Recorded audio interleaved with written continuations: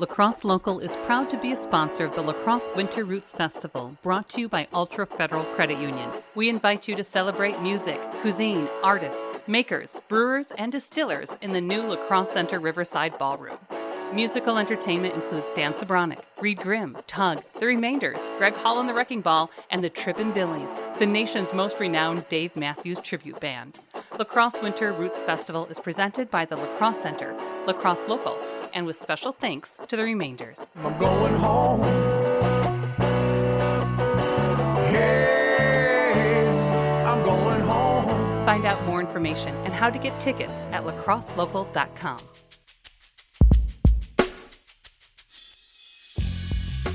We talked with Katie Stevenson of Katie Stevenson Jewelry.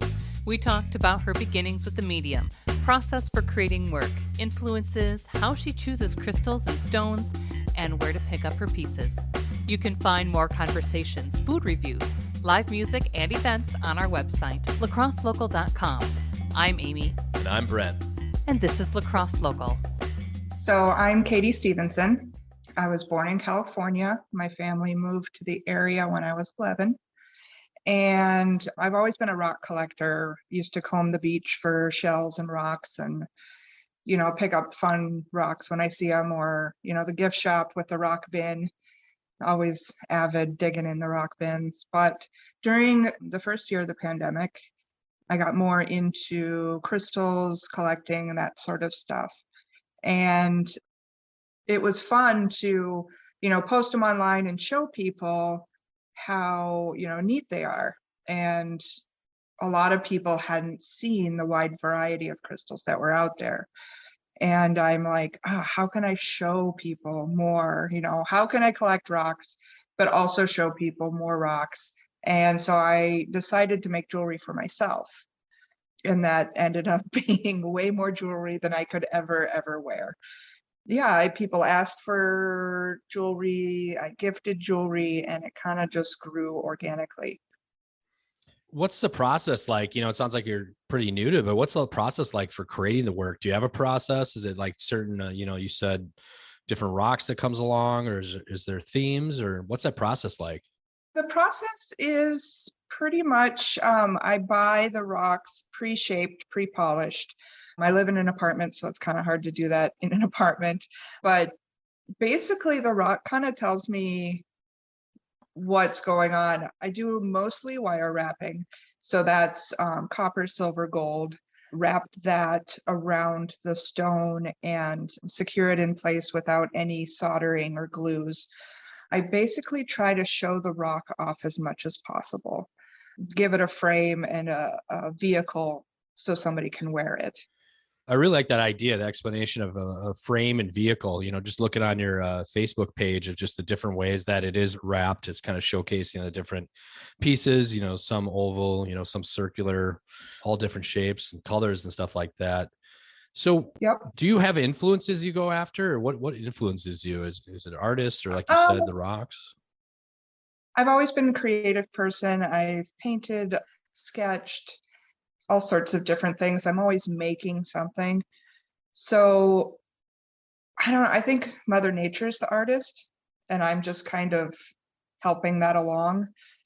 There's a lot of Viking wire weaving and embroidery principles, using those sorts of things to secure the stones in place are pretty much, and then watching YouTube videos of other people doing it and picking up tips and tricks here and there. Yeah, it definitely seems to be multiple different ways that you incorporate the wire. What is your relationship to crystals? So when people say crystals, there's a whole philosophy behind it. Are you into crystals, or how does that work for you? I am into crystals. I'm not. My daughter is much more versed at the metaphysical properties of all the crystals, but I tend to believe that you crave what you need to eat. For crystals, it's like what you're drawn to is the crystal you need in your life. I think they all vibrate on a certain frequency, and those are frequencies we need or we relate to. So yeah, some people take it a lot farther than that, but I just believe that, we can use it to supplement our healing and beautify our space and make us feel better. I always have some in my pocket or my purse, or, they're always around me. So where can people pick up your work in Lacrosse?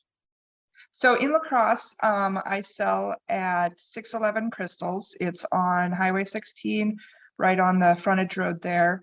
Otherwise, I have a website, pretty new, only a few things on there. It's kdsjewelry.org. So, and also you're going to be part of Lacrosse Winter Roots Festival, which is happening February 12th. I believe we have over 20 artists that are going to be there. Fantastic. Yes, I'm excited. And do you spend a lot of time working with the Thriftless Makers Market? This is my first time. I work at a nursery during the summer, and most of their events are during the summer. So I haven't been able to participate. So I'm super excited. This is my first time. Awesome. So if people want to find out more, what's the best avenue to send them to? You can visit my Facebook, just Google Katie Stevenson Jewelry, my website, or stop down to 611 Crystals. And the owner, Christy, is a very good friend of mine. Lacrosse Local Podcast is a production of River Travel Media. Do you have an interview idea you'd like to share with us? Message us on Facebook at Lacrosse Local. Find out more about us at lacrosselocal.com. And you can subscribe to the Lacrosse Local Podcast on your favorite podcast app. If you like us, rate us 5 stars. We appreciate it.